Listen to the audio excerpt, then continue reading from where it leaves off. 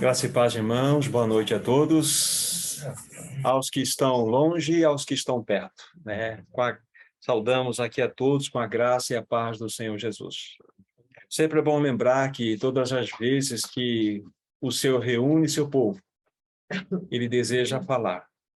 E nós, como povo dele, em torno do nome dele, diante da sua palavra, então estamos aqui com os corações abertos para que o Espírito Santo traga toda a verdade, traga toda a revelação que ele preparou para nós nessa noite. Então, uma vez mais, vamos orar ao Senhor, buscando a sua face, com esse intento agora, que ele nos socorra.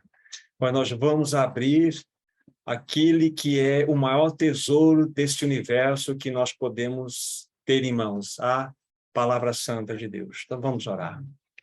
Nosso maravilhoso Pai, nós somos tão gratos a Ti. Como aqui falamos, quando o Senhor reúne teu povo, em especial em torno da tua palavra, é porque tu desejas falar.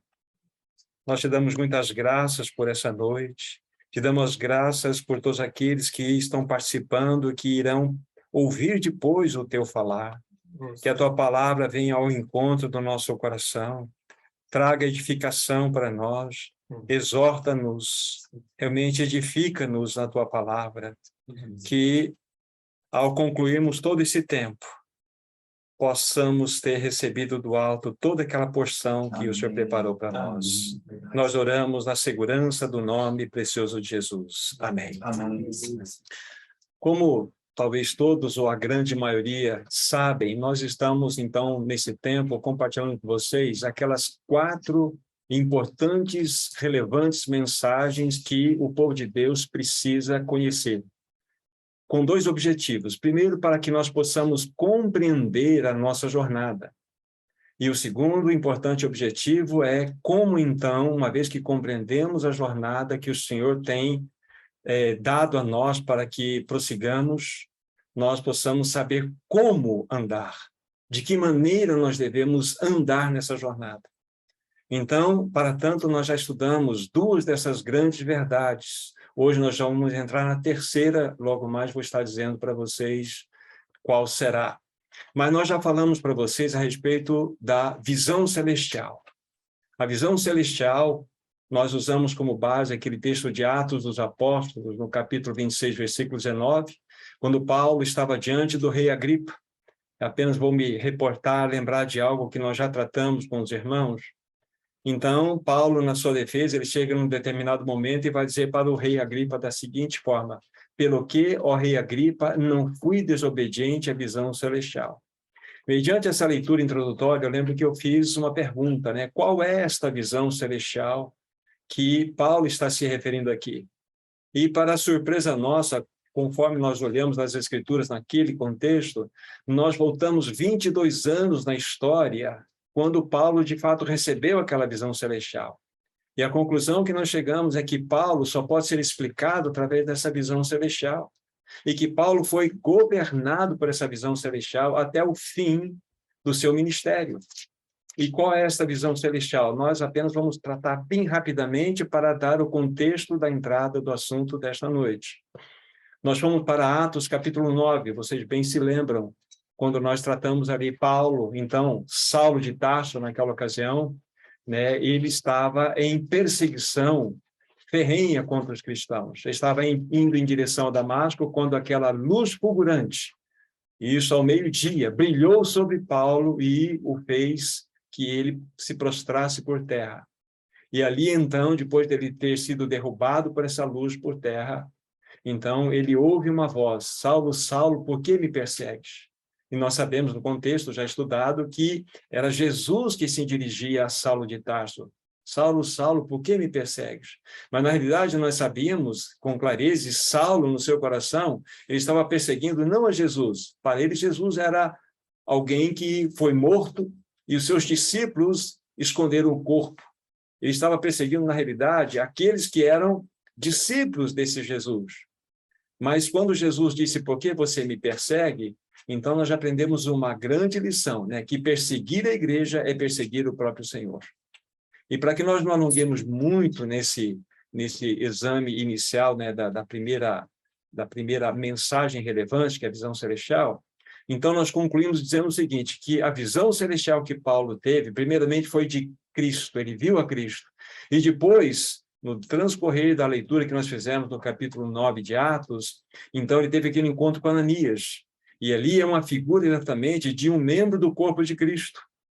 Então, extremamente importante para nós. Então, qual foi a visão completa que Saulo de Tarso teve naquele caminho de Damasco? Ele viu a Cristo e viu a igreja como o corpo de Cristo. Isso foi a grande revelação. Essa é a grande revelação. Então, a partir daí, Saulo, depois, ele vai ser chamado, nominado como Paulo. Então, ele inicia o seu ministério com essa carga no seu coração, que sempre o dirigiu até o final do seu ministério. Mas, na sequência, nós vimos numa outra mensagem extremamente importante, como a primeira, que nós denominamos essa mensagem como a vocação celestial. E a vocação celestial nada mais é do que a prática daquilo que Saulo de Tarso tinha recebido lá na cidade de Damasco. Ou seja, eu criei uma fórmula, os irmãos vão se lembrar, aqueles que estiveram presentes ou ouviram a mensagem, eu criei uma fórmula para entender o que significa a vocação celestial. Eu disse o seguinte, que visão celestial mais caminho da cruz igual vocação celestial. Porque Paulo, então, ele poderia simplesmente ter uma compreensão em sua mente a respeito da grandiosidade de Cristo como cabeça da igreja e igreja como seu corpo. Ele poderia ter essa compreensão clara. Mas se ele não tivesse, de fato, entrado num caminho de prático, ele se tornaria apenas um homem visionário. Isso pode acontecer conosco. Nós podemos ter uma compreensão clara do que Cristo é o cabeça da igreja, a igreja é o seu corpo, mas isso nada representa para nós. Então, a necessidade do caminho da cruz. Aí nós tivemos como base o livro de Efésios, capítulo 4, versículo 1, quando Paulo escreve essa carta aos irmãos em Éfeso, ele diz lá, rogo-vos, pois eu, prisioneiro de Cristo, que andeis de modo digno da vocação a que foste chamados, com toda humildade, com mansidão, com longanimidade, suportando-vos uns aos outros em amor. Então, Paulo, então, estava mostrando que era muito importante que eles, aqueles irmãos, e consequentemente a todos nós, que recebemos a visão celestial, pudéssemos andar de modo digno dessa vocação, desse chamamento maravilhoso.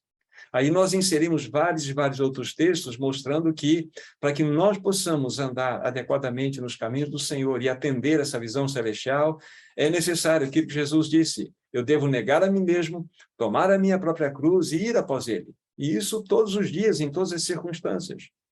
Então, nós vimos isso com muitos e muitos outros textos, então estou colocando aqui de maneira mais ampla, porque é um assunto que os irmãos já tiveram acesso e podem ter depois, assim o desejarem. E o que nós vamos fazer hoje?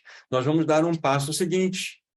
Hoje nós vamos estar falando, né, sobre a terceira e importante, relevante mensagem para o povo de Deus nesse tempo do fim especial que nós estamos vivendo. A mensagem que vamos tratar hoje chama-se A Casa de Deus. Convido os meus irmãos, então, agora a abrir as suas Bíblias em 1 Timóteo, no capítulo 3. Primeira Epístola de Timóteo, capítulo 3, e aqui nós vamos ler um versículo. 1 Timóteo, capítulo 3, versículo 15.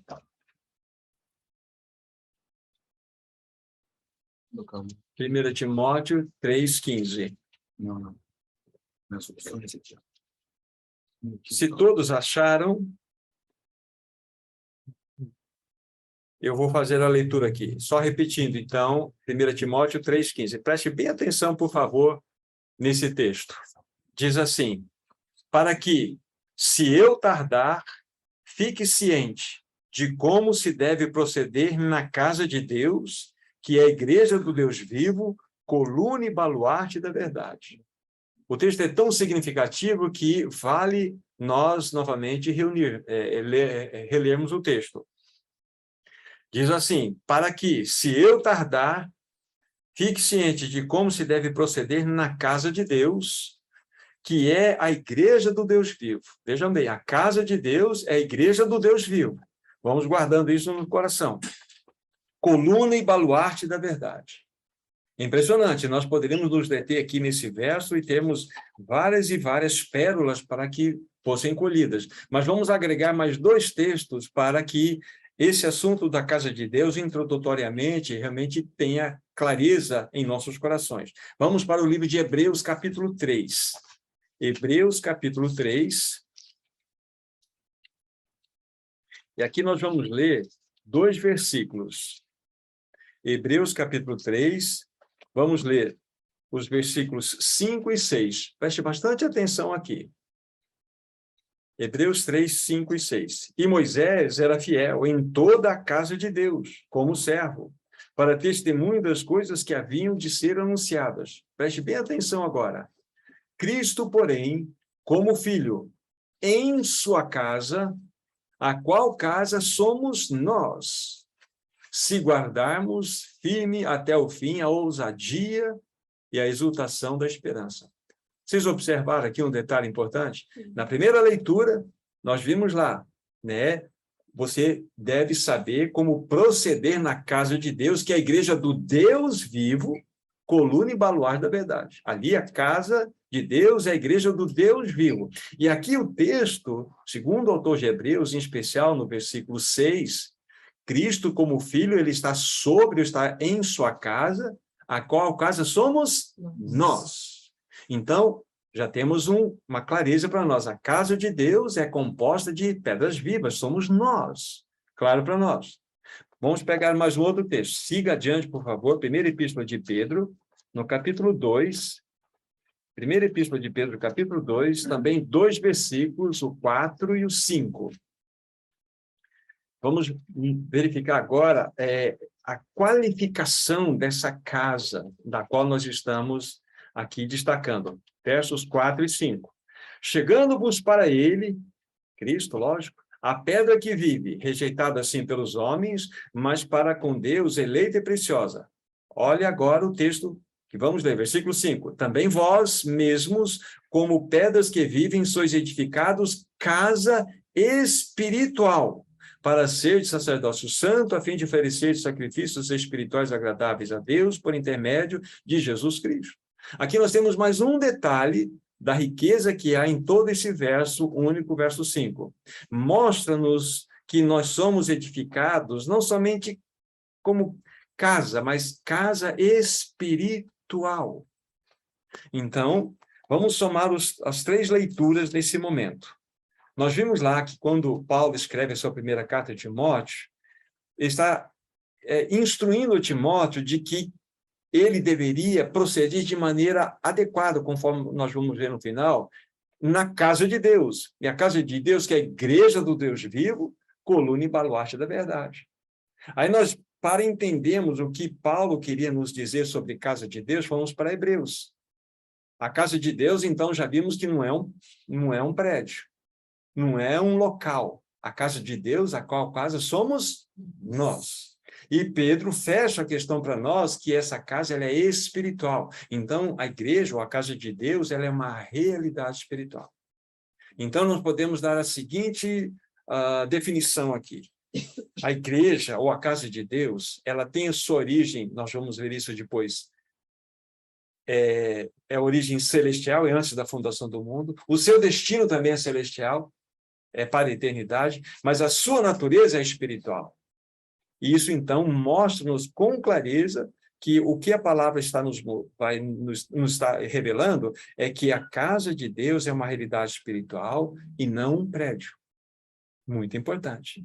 Então, essa é a maneira introdutória que eu quero colocar para vocês, o assunto que nós já estamos discorrendo com vocês sobre a casa de Deus. Seria interessante colocar para vocês, dentre, assim, as várias realidades que podemos encontrar no eterno propósito de Deus, o eterno propósito de Deus, eu vou destacar uma ou outra aqui para vocês. Quando nós pensamos Deus aqui, no aspecto de um ser indivisível, único, que se revela em 3 pessoas, Pai, Filho e Espírito Santo, e é sempre assim, Pai, Filho e Espírito Santo, nunca Pai, Filho e Espírito Santo, não há uma hierarquia, porque nós estamos falando de Deus. As mesmas realidades, o mesmo poder, a mesma realidade espiritual que há em uma pessoa, há nas demais pessoas da Trindade. Isso é notório para nós, é claro para nós. Então, o que eu quero dizer como eterno propósito de Deus? É maravilhoso que a igreja, ela vai atender os anseios da Trindade em todo o processo de consumação. Sabe o que vai acontecer, gente? O pai terá uma família composta de muitos filhos parecidos com o seu filho maior, Jesus. O filho terá um corpo composto de muitos membros que refletem a sua própria glória. E o Espírito Santo terá um templo composto de pedras vivas que vão reluzir as belezas de Cristo. Então, vejam só a beleza da casa de Deus, a beleza da igreja de Cristo. Então, ela vai atender o anseio da Trindade no tempo do fim. O pai terá uma família, o filho terá um corpo, eu posso até agregar aqui, ele terá uma noiva. Nós somos a noiva de Cristo. E o Espírito Santo terá um templo composto de pedras vivas. Nós não somos o templo do Espírito? Esse templo é composto de pedras. Então, nós vemos aqui em 1 Pedro e tal, outros textos. Não é lindo isso? Essa é uma das realidades que nós vemos dentro do eterno propósito de Deus, para ver a beleza da construção do projeto eterno dele. Impressionante isso.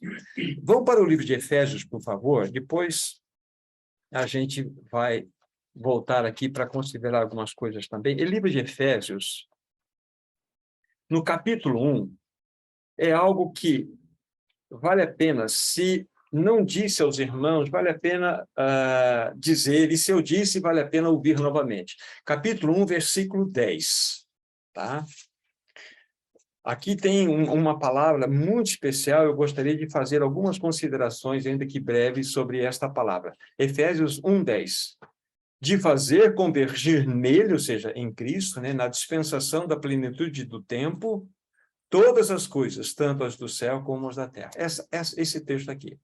E eu vou destacar essa palavra, que na minha versão é convergir, talvez na sua palavra resumir, outra vez na sua palavra reunir. Alguma versão diferente aqui? Congregar, uma outra versão. Mas essa palavra, no seu sentido original, é extremamente rica. Ela é tão difícil no seu original grego que é fácil de decorar. Anake falaiou amai. É uma palavra, é um palavrão. Anake falaiou amai. Nós temos a soma de duas palavras e a sua conjugação amai. A primeira palavra é um prefixo que seria ana. A palavra ana significa em direção a, para, estou em direção a. E no meio dessa palavra existe a palavra kefalé, que é a cabeça. E a conjugação amai no seu final, que não importa para nós agora. Então, o que o texto quer dizer? Que dentro do eterno propósito de Deus, Deus quer que absolutamente todas as coisas converjam para o cabeça. Tudo gravitando em torno do cabeça. A Bíblia fala que esse universo não só foi criado por Deus. Quando eu falo Deus, Pai, Filho e Espírito Santo. Ele não só foi criado por Cristo Jesus, mas ele é sustentado. Se Cristo saísse do centro desse universo, ele implodiria, porque esse universo só pode ser explicado por uma pessoa e não por teorias científicas. Então, quando a gente avança um pouco nesse assunto, a gente fica assim, com os corações, vamos dizer assim, se coração tem boca, né? Boquiabertos, né? De ver tanta beleza nesse assunto. Então, ali, a vontade de Deus é que todas as coisas sigam em direção ao cabeça. Tudo, absolutamente tudo, gravitando em torno do cabeça. Há um homem de Deus que viveu finalzinho do século XIX, início do século XX, é um estadista e um teólogo holandês chamado Abraham Kuyper. Ele diz uma frase muito interessante, que ele fala assim, que não há um único centímetro quadrado em todas as dimensões do nosso ser. Em todas as dimensões, pelo qual Cristo Jesus, que é soberano e Senhor sobre todas as coisas, ele não diga, isto é meu. Então, cada centímetro quadrado de toda a essência do nosso ser, na verdade, tem uma assinatura de Deus. Tem uma assinatura do Senhor. Se nós fôssemos, ou se conseguíssemos, pegar esse universo aqui, ele é finito, mas ele é amplo. Ele é amplo. E se nós conseguíssemos fatiá-lo, e dividi-lo em centímetro quadrado, nós iríamos ver em cada pecinha desse universo a assinatura: é meu, é meu. De vermos a grandiosidade desse nosso amado Senhor. Mas por que eu estou lendo esse texto aqui para vocês? Porque a vontade de Deus é que todas as coisas converjam para o seu Filho, e tudo gravite em torno de Cristo. Mas agora vamos ficar aqui atentos para as leituras seguintes. Nós estamos em Efésios, agora, capítulo 1, versículos 22 e 23. Vou ler para vocês aqui. Efésios 1, 22 e 23. E pôs todas as coisas debaixo dos pés, e para ser o cabeça sobre todas as coisas, ou seja, Deus é quem pôs debaixo dos pés de Jesus todas as coisas. E para que ele fosse cabeça sobre todas as coisas, o deu, ou seja, Deus o deu à igreja, Deus deu Cristo à igreja, a qual, ou seja, a igreja é o seu corpo, ou seja, o corpo de Cristo, a plenitude daquele que enche tudo e em todas as coisas. Então, a Bíblia está falando que a igreja, que somos nós, o seu corpo, somos a plenitude de Cristo. Mas isso é muito sério. Porque a Bíblia fala em Colossenses 1,19 que Cristo é a plenitude de Deus. Significando o quê? Significando que para conhecer a Deus eu preciso conhecer a Cristo. Significando que absolutamente todas as realidades de Deus podem ser vistas em Cristo. É muito, muito amplo isto. Agora, é impressionante o que a palavra de Deus tem a nos mostrar. Vira em Efésios capítulo 3, versos 9 e 10. Nós vamos verificar a grandiosidade da casa de Deus. O nosso assunto é a casa de Deus. Mas eu destaquei há pouco para vocês o encabeçamento de Cristo, que Deus quer que todas as coisas gravitem, né? Ele seja o cabeça de tudo. É isso que vimos. Agora, acabamos de ler no verso há pouco lido, que a igreja, que é o corpo de Cristo, é a plenitude de Cristo. Agora, capítulo 3 de Efésios, versos 9 e 10. Preste bem atenção comigo. E manifestar qual seja a dispensação, o mistério desde os séculos oculto em Deus que criou todas as coisas, para que pela igreja, preste atenção, pela igreja, a multiforme sabedoria de Deus se torne conhecida agora dos principados e potestades em lugares celestiais. Quero agregar o versículo 11. Segundo o eterno propósito que estabeleceu em Cristo Jesus, nosso Senhor. Olha só que impressionante, versículo 10. Qual que é a vontade de Deus?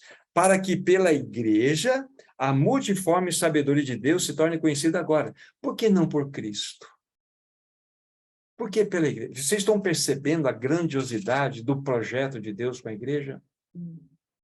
Para que pela igreja a multiforme sabedoria de Deus se torne conhecida agora dos principais e potestades dos lugares celestiais, segundo o eterno propósito de Deus. É esse eterno propósito aqui que nós estamos vendo, uma outra faceta dele. Não é impressionante isso? Júlio, você está percebendo de qual projeto você está participando? Você está entendendo, meu irmão? Meus irmãos, irmãs? Estão entendendo? Que projeto é esse? Paulo, já pensou nisso? Para que pela igreja. Agora, vamos, 2 Tessalonicenses. 2 Tessalonicenses, no capítulo 1, aí nós vamos verificar que esse assunto da casa de Deus é algo muito sério, muito sério. 2 Tessalonicenses 1, eu vou ler o versículo 9 para dar o contexto para vocês, mas eu quero me deter um pouco no versículo 10. O 9 diz assim, estes, né, os incrédulos, sofrerão penalidade de eterna destruição, banidos da face do Senhor, a partir de aqui, do Senhor e da glória do seu poder. Então, estou falando do Senhor, da glória do seu poder. Agora, veja o versículo 10. Quando vier para ser glorificado, onde, meus irmãos? Não tem alguma versão que diz assim, pelos seus santos? Não, né? Não tem. Mas seria interessante, né? Ser glorificado pelos seus santos. Mas onde Cristo será glorificado? Na igreja. Não é impressionante isso? E diz ainda mais na sequência aqui, e ser admirado, como diz aí, em todos os que creram naquele dia, né? Porquanto foi crido entre vós o nosso testemunho. Ó, e ser admirado, olha só, em todos, não por todos. Não é impressionante isso? Então, onde a glória e a admiração de Cristo será vista? Na casa de Deus, na igreja. Vocês entendem o que significa ser a plenitude de Cristo? Não significa trazer a divindade de Cristo para nós. Não, nós, irmãos e irmãs, nós nunca seremos divinos, nunca. Muitos anos atrás, faço aqui uma rápida abordagem, houve uma heresia, e ela possivelmente está passeando por aí ainda, uma heresia de que diz assim, que nós somos conformados à natureza divina, nós devemos nos conformar à natureza divina. Essa conformação à natureza divina seria quase que nós trazemos a essência divina para dentro de nós. E o raciocínio mais ou menos era assim, eu sou filho de peixe, peixinho é, filho de Deus, deusinho é. Isso é um absurdo, isso é intolerável, inadmissível, mas isso aconteceu, e é possível que ela esteja reverberando aí em menor grau. Nós sempre seremos humanos transformados, mas humanos que portam a glória do Senhor. Humanos que, através dos quais nós reluziremos a glória do Senhor. O Senhor será admirado na igreja. Esse é o projeto de Deus no qual nós estamos envolvidos. Então, a casa de Deus é algo extremamente rico para nós. Extremamente rico. Então, esses textos mostram para nós a grandiosidade desse projeto. Mostram-nos o limite de intimidade que há entre Cristo e o seu povo. Então, a conceituação que nós temos, muitas vezes, e que nós trouxemos, é uma conceituação extremamente limitada, empobrecida a respeito do que é a igreja, do que é a casa de Deus. É muito comum dizer, você foi na igreja hoje, onde fica a tua igreja? Você esqueceu alguma coisa na igreja hoje? Quem é o pastor da tua igreja? Então, essa é a maneira de nós nos comunicarmos hoje. E às vezes escapa. Isso é tão impregnado em nós que a gente acaba indo por esse caminho. Mas a igreja, como nós estamos vendo aqui, é algo muito mais amplo do que esses pensamentos todos aí. É tão maravilhoso esse assunto que vamos verificar agora qual é o valor que o Senhor deu à sua casa. O valor que ele deu à igreja. Vamos para Mateus capítulo 13. Mateus capítulo 13, aqui nós temos as descrições, né, de várias parábolas que estão registradas aqui, mas tem uma em especial, versículos 45 e 46, que eu quero fazer um destaque para vocês. Mateus 13, 45 e 46. O reino dos céus é também semelhante a um que negocia e procura boas pérolas. E, tendo achado uma pérola de grande valor, vende tudo quanto possui e a compra. Eu já ouvi muitas mensagens que o pregador utilizou esse texto aqui para anunciar o evangelho. Mais ou menos dizendo que nós somos aqueles que estão buscando, vamos dizer assim, uma vida eterna, uma vida superior. E quando nós encontramos que seria essa pérola de grande valor, nós vendemos tudo que nós temos, ou seja, deixamos a nossa vida de lado para possuir essa pérola. Muitos pregadores emprestaram esse texto para trazer esse tipo de compreensão. Mas eu quero colocar uma que não é minha especial, é de alguns irmãos, sobre os quais a gente sempre está sentando para chegar um pouco mais alto, para que todos nós consideremos. Aqui, na realidade, o que o Senhor Jesus quer nos mostrar aqui, que esse grande negociador de pérolas e tem buscado uma preciosa, é o próprio Jesus, é o próprio Senhor Jesus. Amém. É Ele mesmo. E a pérola de grande valor que Ele achou foi a sua igreja. Ainda que ela estava em ruínas, ainda que ela estava em pecado. Ele vai e vende tudo que possui, e a compra, ele deixa seu trono de glória, ele deixa seu palácio de marfim, ele deixa tudo aquilo que cabia a ele como direito. Ele trocou sua coroa por uma coroa de espinho, coroa de ouro por uma coroa de espinho. Para quê? Para que ele nos obtivesse. E aqui, então, dentro desse raciocínio, nós encontramos o quê? Nós encontramos exatamente até onde ele foi para que nós pudéssemos ser dele para sempre. Ou seja, nós fomos comprados por altíssimo preço. Ele nos viu ainda na condição de pecadores como uma pérola de grande valor. Ele nos olhou com olhos de misericórdia. É assim que ele faz com todos nós. Então, esse é o nosso Senhor. Então, o que nós temos feito até agora? Nós vimos, né, alguns textos inicialmente mostrando, né, Paulo escrevendo a Timóteo, a maneira como ele deveria proceder. Isso vai ficar para o final. Proceder na casa de Deus, que é a igreja do Deus vivo, coluna e baluarte da verdade. Vimos que nós somos a casa de Deus. Vimos que essa casa de Deus é espiritual. Vimos que o eterno propósito de Deus envolve que as três pessoas da Trindade sejam atendidas de maneira gloriosa, e isso pela igreja. Vimos que o encabeçamento de Cristo é uma realidade, esse é o propósito eterno de Deus, mas vimos que nós estamos fazendo parte desse projeto, porque é pela igreja que a multiforme sabedoria de Deus será conhecida, ainda hoje, diante dos principais e potestades. Não é isso que nós vimos? Vimos que na vinda do Senhor, na realidade o que vai acontecer, o mundo vai admirar e ver a glória de Cristo no povo de Deus. Não é glorioso isso? É uma preciosidade. Então, estudar sobre a casa de Deus tem essas implicações. E vimos agora o quê? A implicação do valor. O Senhor, pago por nós. O Senhor Jesus vendeu tudo quanto tinha para cada um de nós, para que ele pudesse obter cada um de nós, e assim nós compuséssemos o seu corpo, a sua igreja. É isso que ele fez por nós.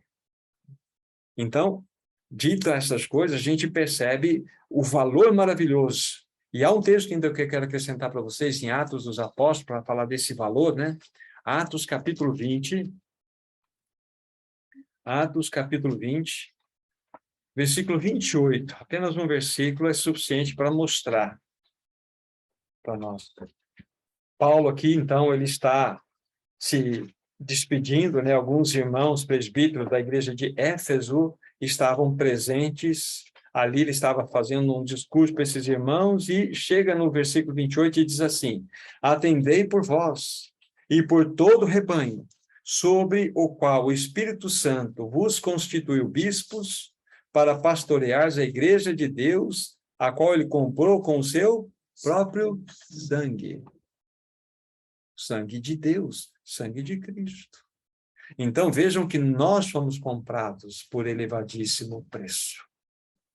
Então, isso mostra que o valor da casa de Deus é um valor que nós não conseguimos mensurar com moeda humana. E isso começa, então, a mexer em nossos corações para que recebamos essa revelação e entendamos, Senhor, fazemos parte de um projeto maravilhoso. Qual é o meu papel como membro do corpo de Cristo? Quando o Senhor se permitir, no seu tempo adequado, quando estivermos falando sobre o sacerdócio cristão, isso vai mostrar diretamente os aspectos mais práticos do nosso envolvimento no corpo de Cristo, né? Nossa função, nosso papel, como descobrir essas coisas, né? Mas nós estamos vendo sobre essa questão da casa de Deus. Só que vivemos numa sociedade, isso não é de agora, desde então, de muitos séculos, que a igreja, a casa de Deus, foi reduzida ao quê? A um sistema. A casa de Deus, a igreja de Deus, foi reduzida ao quê? A uma instituição humana. Infelizmente, aconteceu isso. Isso perdura pelos séculos. Não vou entrar nesse dado histórico, mas vale a pena vocês estudarem. A partir de Constantino, 323, por aí, da nossa era, século IV, com Constantino, então, houve a liberdade religiosa implantada no Império Romano. Os cristãos eram perseguidos, eles se reuniam nas catacumbas, a igreja estava crescendo. Mas não vou entrar no mérito do porquê isso aconteceu, foi um sonho que ele teve, uma visão que ele teve, etc. Mas Constantino, mediante essa situação toda, o que é? Ele deu liberdade de culto aos cristãos, significando que aqueles cristãos que se reuniam no oculto, no escondido, nos cemitérios, nas cavernas, agora eles podiam livremente se reunir. E Constantino foi mais longe ainda. Foi ele que construiu a primeira catedral, foi ele que construiu o primeiro palácio cristão, foi ele que introduziu na igreja a separação entre clero e laicado. É como Agora são palavras minhas. É como se ele dissesse o seguinte, ó, povo cristão, vocês são muito simples. Nós precisamos dar dar um up em vocês, uma melhorada em vocês. Vocês precisam ter uma indumentária melhor, vocês precisam ter uma vestimenta mais adequada. E começou a profissionalizar. Profissionalizar, separar o povo laico, o povo comum. Vocês vão simplesmente ser assistentes e vocês vão ter os profissionais da fé. Isso aconteceu lá. Isso começou a reverberar pela história. Quando aconteceu a reforma no século XVI com Lutero, apesar dele ter uma compreensão clara do sacerdócio universal de todos os crentes, ainda perdurou. A reforma foi uma bênção. Só a graça, só a graça, só a fé, só a escritura. Isso foi uma bênção. Mas não entrou na questão da eclesiologia. Então, saiu de um catolicismo todo torto, entrou para um protestantismo. E nós herdamos tudo isso. Ou seja, o sistema, a organização, ela chegou até nós. Então, nós trazemos isso dentro de nós. Mas a igreja é uma realidade espiritual segundo a palavra de Deus. Isso quer que nós restauremos nesse tempo do fim. Isso começa como? Visão celestial, a vocação celestial e compreendemos o que é a casa de Deus. Muito significativo isso para nós. Para que nós possamos ser um testemunho vivo nesse tempo do fim. Para que nós possamos entender qual é o nosso papel, qual é a nossa função nesse tempo do fim. É necessário entender a grandiosidade da casa de Deus. Não é importante isso para nós? Eu penso que seja. Então, nós temos que ler os textos, buscar a face do Senhor, para que Ele nos ajude. Então, infelizmente, hoje, nós reduzimos, né, nós homens, todos nós, a igreja, que é uma realidade espiritual, numa instituição, num local de reunião. Hoje, a igreja se resume em reunião, mas a igreja não é reunião, a igreja se reúne. A igreja se reúne, mas a igreja não é só reunião. Ouçam-me novamente, já falei isso, mas eu quero registrar de novo. A reunião da igreja é como a ponta do iceberg, a pontinha do iceberg. Mas abaixo daquele iceberg, depois daquela flor d'água, você tem o quê? A base do iceberg está oculto. Aqui está a igreja, nessa metáfora. Então, a reunião da igreja, ela é maravilha. Estar junto com os irmãos, louvando, cantando, partindo o pão. Mas e no oculto, o que está acontecendo na sua casa? Maridos, amai vossas esposas. Esposas, se submetam aos seus maridos. Pais, não irritei vossos filhos. Filhos, obedecei vossos pais. Senhores, tratais com dignidade seus servos. Servos, obedecei seus senhores. Isso é a igreja. A igreja está acontecendo. Ela não para. Compreende? Essa é a parte oculta, que ninguém vê. Mas se nós acharmos que eu vou para a igreja, eu vou para a igreja, estudei, vi um sermão, né? Ouvi um sermão. Aí cheguei em casa, fechei a Bíblia, eu vou esperar um outro sermão domingo que vem. É isso que as pessoas fazem. Então, nós estamos extremamente empobrecidos nesse assunto. Né? Mas vamos avançar, porque nós temos tempo aqui. Muito bem. Eu quero ainda colocar para vocês aqui sobre esse aspecto da casa de Deus, sobre a igreja. Se vocês forem estudar, por exemplo, a Bíblia, e espero que vocês façam isso, vocês vão encontrar igrejas no plural, citação 34 vezes na Bíblia. 34 vezes. E 79 vezes igreja no seu sentido singular. É lógico que vai depender de versão para versão, pode conflitar um número para cá, um número para lá. Mas, basicamente, é 79 vezes igreja no singular e 34 vezes igrejas no seu sentido plural. E por que isso é importante para nós? Porque, se vocês olharem cada um desses versos, vocês vão entender o pensamento do Senhor sobre a igreja também. Falando um pouquinho sobre a questão da igreja no seu sentido singular. Por exemplo, quando a gente estuda aquelas 7 cartas, né, que foram escritas lá em Apocalipse, capítulo 2 e capítulo 3, né, as 7 cartas escritas às igrejas da Ásia. Olha que eu falei, igrejas da Ásia. Mas as cartas são dirigidas assim, a igreja que está em Éfeso, a igreja que está em Esmirna, a igreja que está em Pérgamo, a igreja que está em Tiatira, a igreja que está em Sardes, a igreja que está em Filadélfia, a igreja que está em Laodiceia. Tudo singular. E eram cidades da Ásia. Então, cada cidade tinha quantas igrejas? Uma igreja. Podia ter várias reuniões. Quantas igrejas tem Londrina? Ah, tem uma multidão. Não, tem uma igreja. E há muitas expressões. Muitas expressões. A igreja é uma realidade espiritual. E a Bíblia coloca que assim foi da vontade do Senhor, assim estabelecer. E isso você pode olhar todos os versos. Você vai chegar a essa conclusão.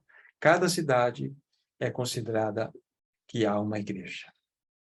Agora, o que nós homens fizemos? Nós fracionamos isso. Então, nós temos uma multidão de igrejas, nós temos uma multidão disso, porque nós não temos compreensão do que significa casa espiritual. A Bíblia está nos ensinando nesse assunto hoje. Então, nós precisamos entender da parte do Senhor. É lógico, nós temos muitos irmãos em todos os lugares que se reúnem, em todos os contextos, são nossos irmãos. Agora, vários contextos, mas nem porque há esses vários contextos que nós podemos diminuir o valor da palavra de Deus. Deus olha para Londrina e vê uma igreja. O problema dessas divisões aí não está no coração de Deus, está no nosso coração.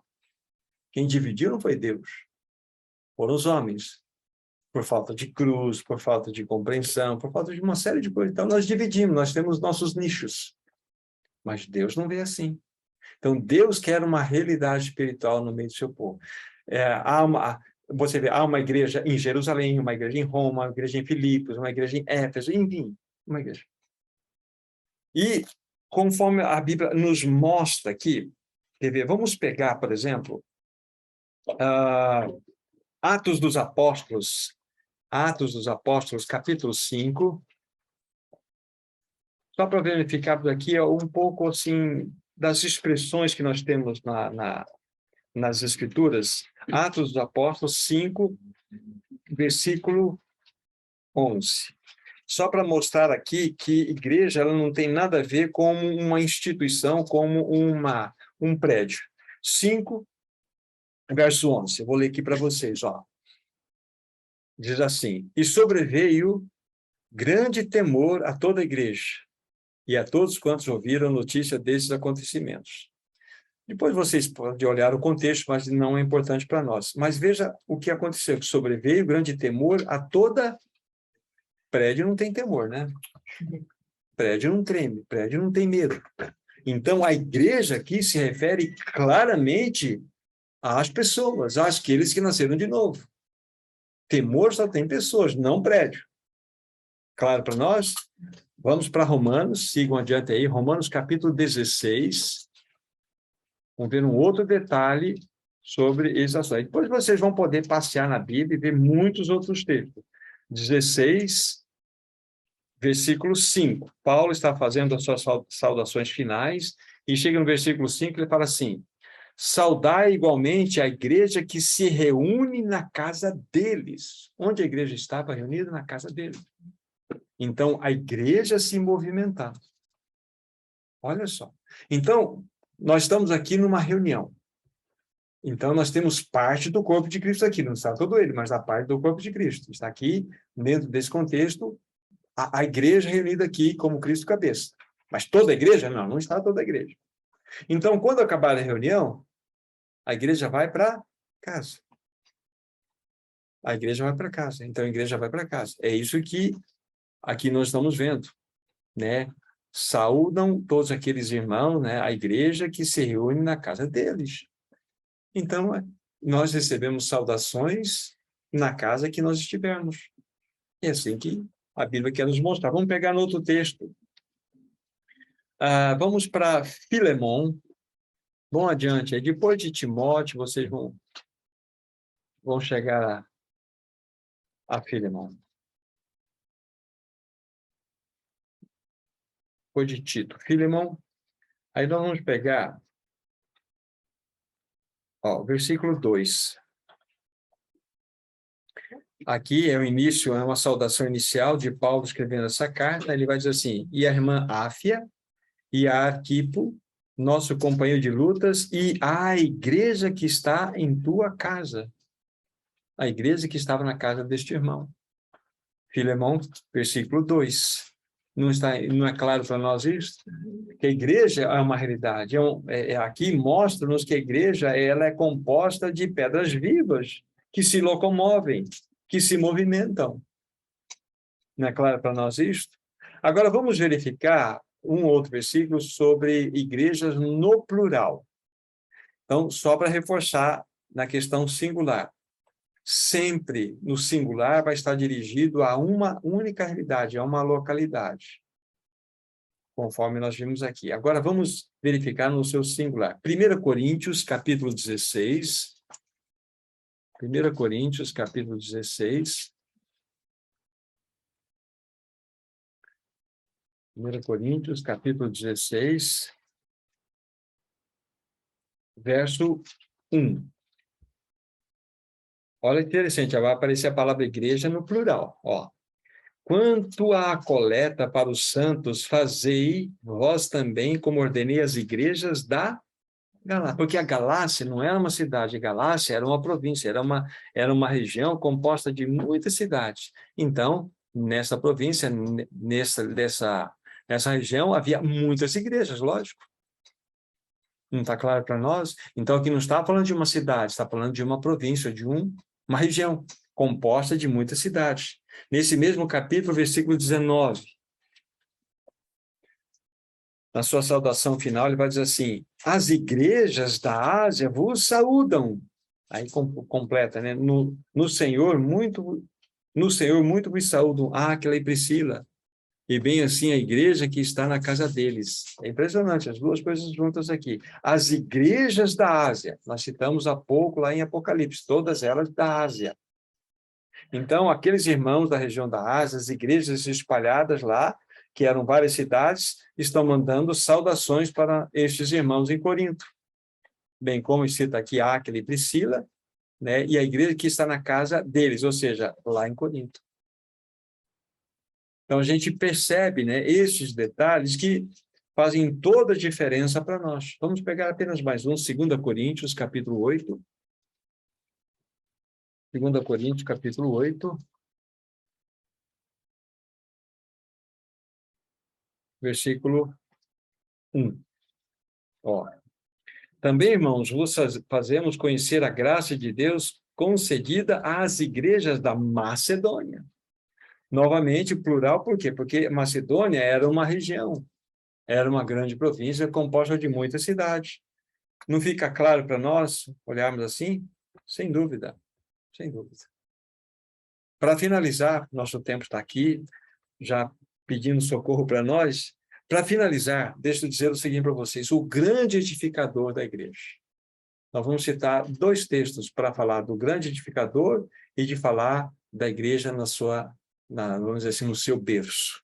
O grande edificador, Mateus capítulo 16. Mateus capítulo 16.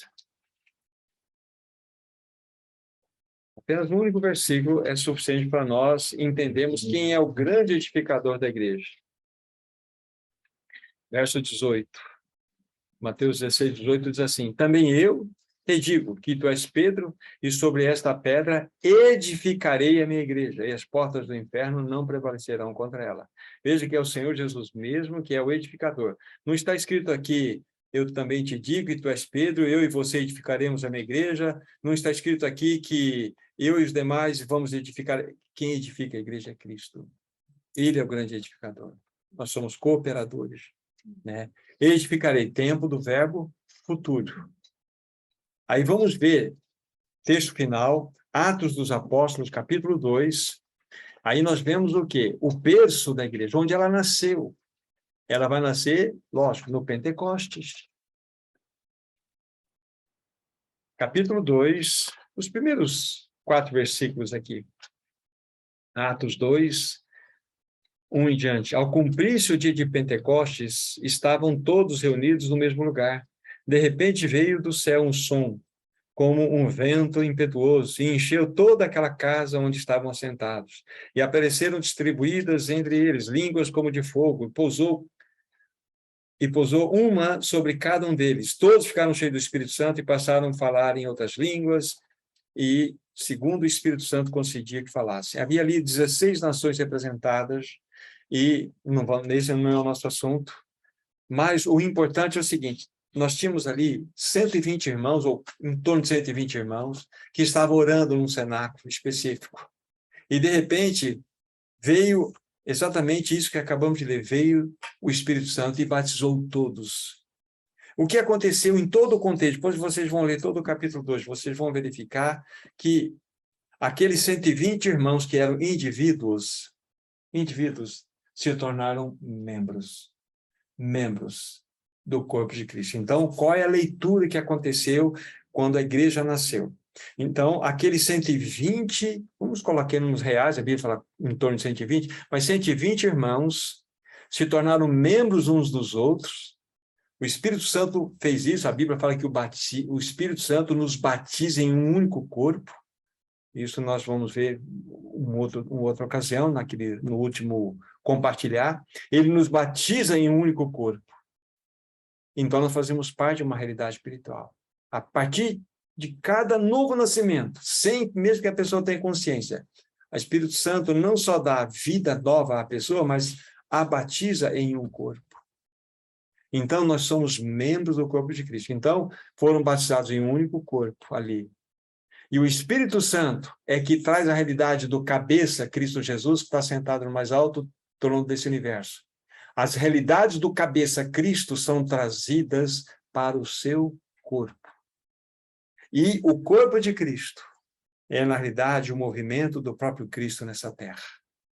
Como que Cristo irá amar, se não for através do seu corpo?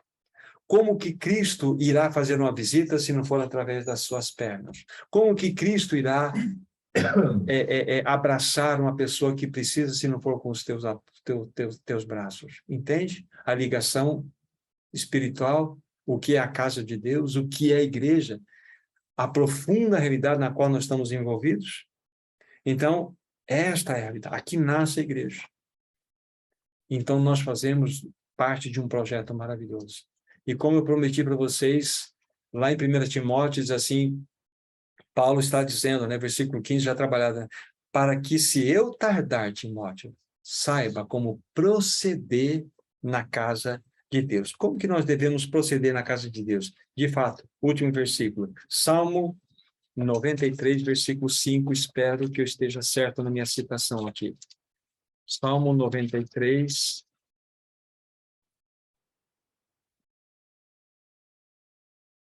É isso aí, versículo 5.